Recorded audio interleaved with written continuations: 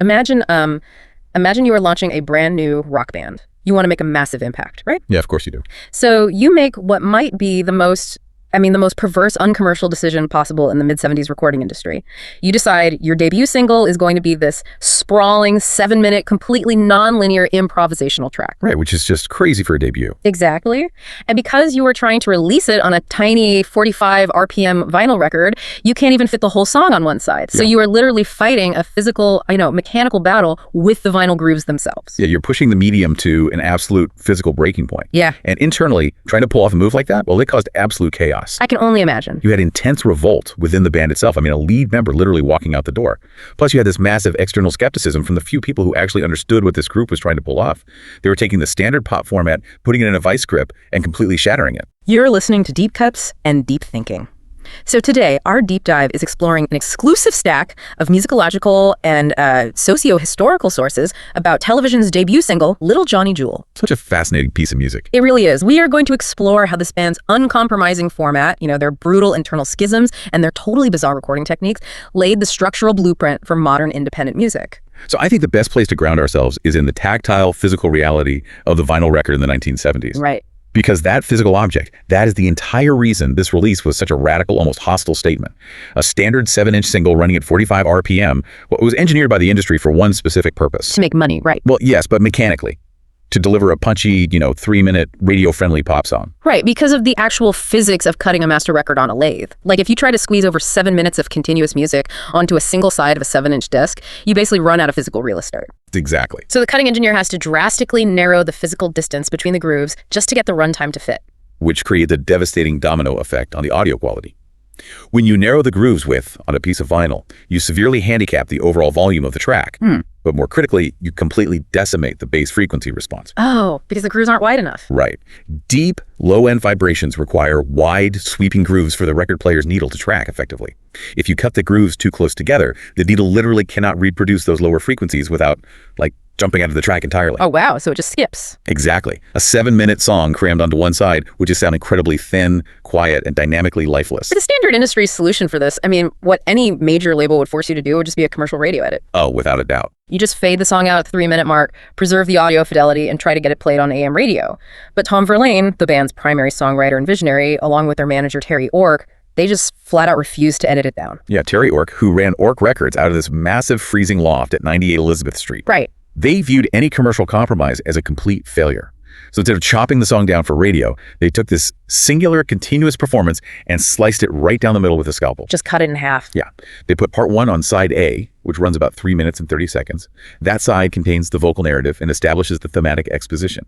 Then they put part 2 on side B, running another 3 minutes and 36 seconds, which abandons vocals entirely for this extended, open-ended instrumental exploration. Okay, let's unpack this. Because it's like, imagine going to a movie theater to watch a gripping, tense thriller. And right at the absolute climax of the film, just as the killer's identity is about to be revealed, the screen goes completely black. Oh, people would riot. Right. The house lights come up.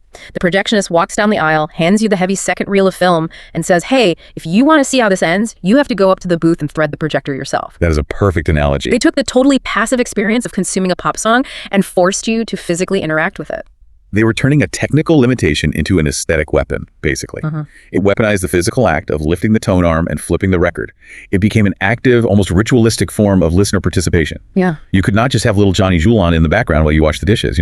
The interruption is material. You are actively participating in the tension of the composition by physically walking over and flipping the plastic disc to hear the resolution. But releasing a debut single that requires, manual labor from the listener, it almost destroyed the band before their career even started. Oh, it was a disaster internally. Yeah, we are talking about an unknown group trying to introduce themselves to the world, and this format choice is so incredibly anti-commercial that it sparks a full-blown mutiny. Guitarist Richard Lloyd was fiercely, fundamentally opposed to this. He argued, rather logically I might add, that introducing themselves to the music press with a non-commercial 7-minute modal jam split across 2 sides was absolute career suicide. He's not wrong. He's not. He wanted them to release a much punchier, structured, and highly accessible rock track they had written called O Mi Amor as their debut. And he didn't just register a complaint at a band meeting, right? He literally walked out. This is known in the band's lore as the Richard Lloyd Mutiny. Yep. In the autumn of 1975, his frustration reaches a total boiling point, and he just quits television entirely. Which is wild timing. It is, and that leaves the door wide open for Peter Laffner, the legendary Cleveland guitarist, to step in. Right, from Rocket from the Tombs and Pere Ubu. Exactly. He actually travels to New York, auditions, and briefly rehearses with the band as Lloyd's replacement. Demonstrating just how close the entire project came to collapsing over basically a matter of formatting. Lloyd ultimately returned to the group shortly after those rehearsals, but the tension over their artistic direction remained super palpable. Oh, absolutely. Even Lou Reed, who was one of their absolute musical heroes from the Velvet Underground, he questioned what they were doing. There's this legendary exchange where Reed confronts Tom Verlaine and asks him point blank why they released a song that was, quote, not a hit. And Verlaine's response is just pure street-level defiance. He basically tells Lou Reed that as a Bowery bar band releasing their own single on a totally independent label, they wouldn't have a hit anyway. It's so true, though. Yeah, the commercial machine was never going to embrace them, so why would they bother compromising their art for a radio format that was going to ignore them regardless? What's fascinating here is how this entirely subverts the usual rock and roll narrative. If you look at the history of band breakups, groups usually fight because one faction wants to polish their sound and sell out to the mainstream, while the other wants to stay muddy and underground. Right, the classic sellout fight. Exactly.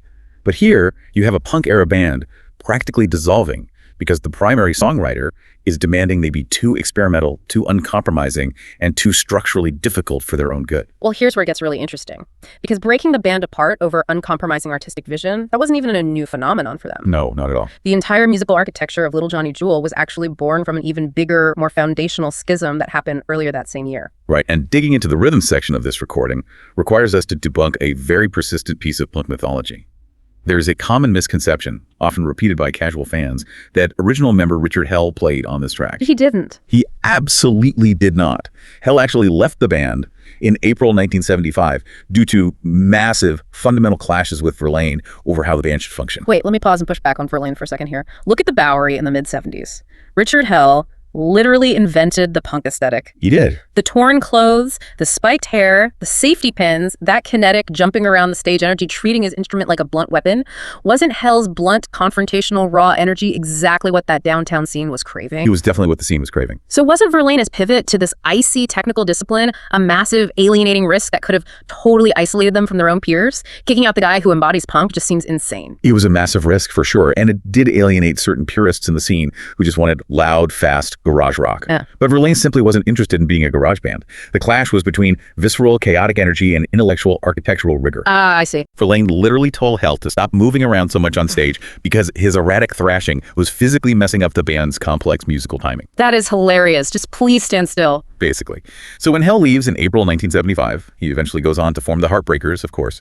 But television brings in Fred Smith, who had previously been with Blondie, to take over on the bass guitar. And bringing in Fred Smith completely rewrites the band's DNA, doesn't it? Because he isn't jumping off amplifiers or ripping his shirts. He just stands there and delivers this rock-solid foundation. Which is exactly what made Verlaine's broader musical vision possible. Smith brought an incredible sense of harmonic discipline to the room. Instead of raw, aggressive pounding, Smith provided a steady, melodic, deep pedal bass line. All right, for people who might not know, what exactly is a pedal point? A pedal point is essentially a sustained or constantly repeated note that anchors the song no matter what crazy chords are happening above it.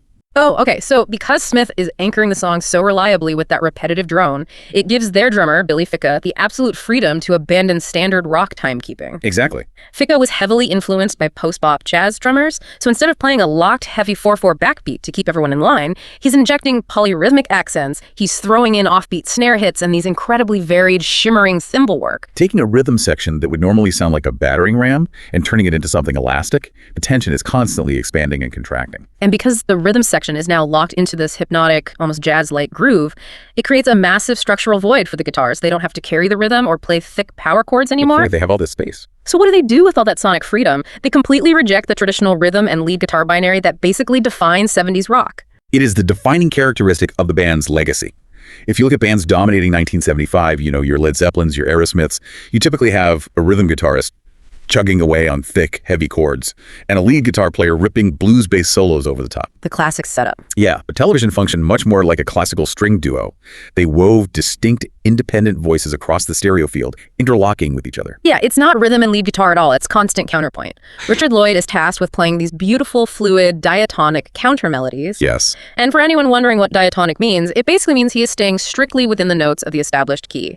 He's providing the harmonic safety net. But then you have Verlaine on the other side, whose playing is remarkably angular, strange, and intentionally unsettling. Verlaine utilized techniques that were completely alien to a Bowery rock club. For instance, his use of microtonal quarter-step bends. Wait, I need a mental picture of that.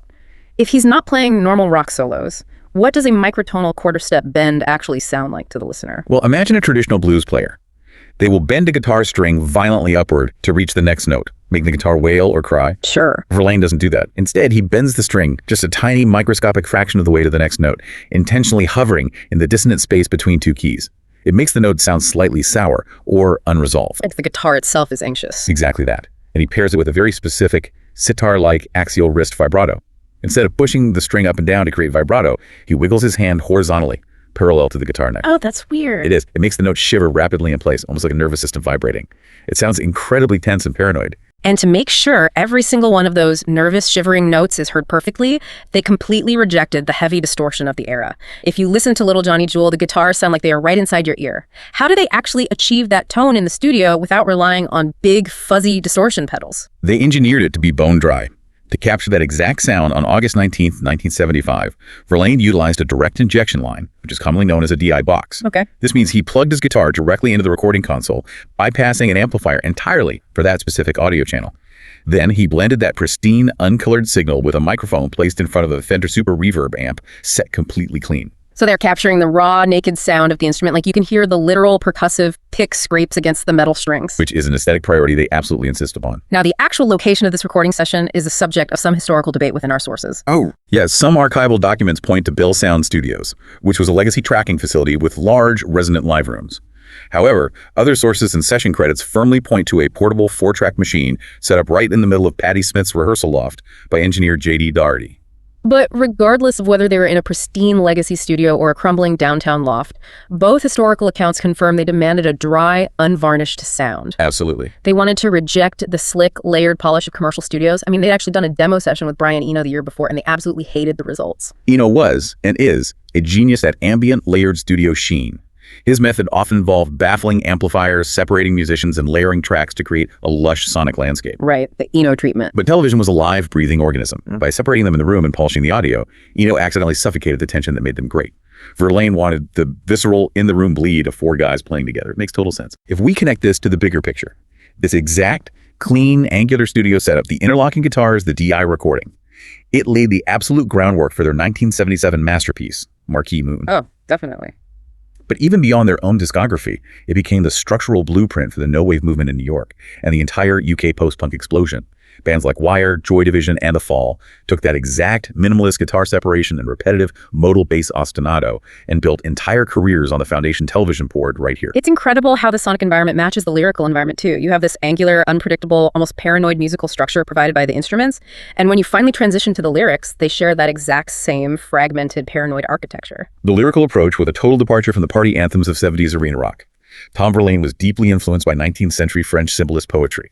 He was so dedicated to the aesthetic that he literally changed his legal name from Thomas Miller to Tom Verlaine in direct homage to the poet Paul Verlaine. So he's bringing the romantic fever dream aesthetic of Arthur Rimbaud and Charles Baudelaire right into the mid-70s Lower East Side. And you have to picture what that neighborhood was like at the time. It was a war zone. Truly, New York was dealing with municipal bankruptcy. There were crumbling tenements, burning buildings, and total industrial abandonment. You could rent a massive freezing warehouse loft down there for $100 to $150 a month simply because the city was broke and landlords were desperate. And that decaying urban environment completely informs the character of Johnny Jewel. He operates as this detached urban archetype.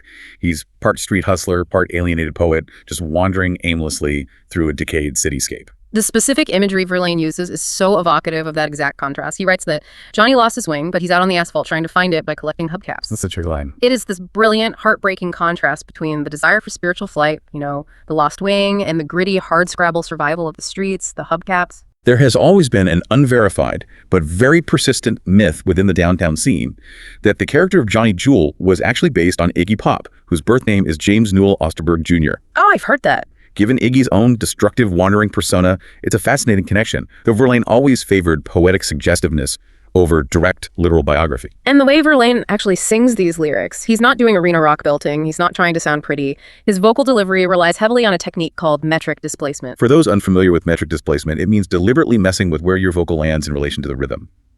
He purposefully lags behind Billy Fickia's snare hits, drawing out a syllable, and then suddenly rushes ahead of the beat, cramming words together. So it sounds less like a trained singer performing on a stage, and much more like you are overhearing a very tense, slightly unhinged conversation between two people in a dimly lit Bowery hallway, like someone speaking totally out of turn. Creating continuous rhythmic and narrative tension.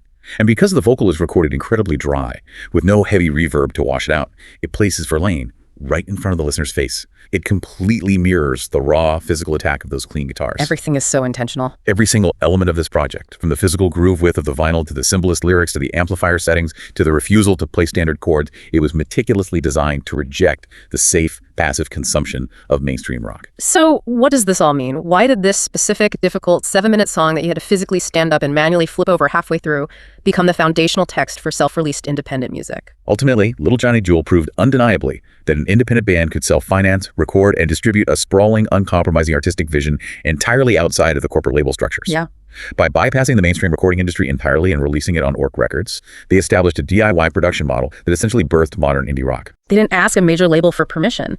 They didn't edit it down to 3 minutes for the AM radio program directors. They just put it out into the world in all its jagged glory and demanded the listener meet them on their own terms. And crucially, they required physical effort from the listener to fully experience it. Which is why this raises an important question. What's that? If the magic, the tension, and the intense connection of Little Johnny Jewel relied so heavily on the physical limitation and the mandatory ritual of manually flipping a vinyl record, how can modern artists create that same necessary friction and deep listener investment in today's era of endless, frictionless digital streaming? If you like this episode, please like and subscribe.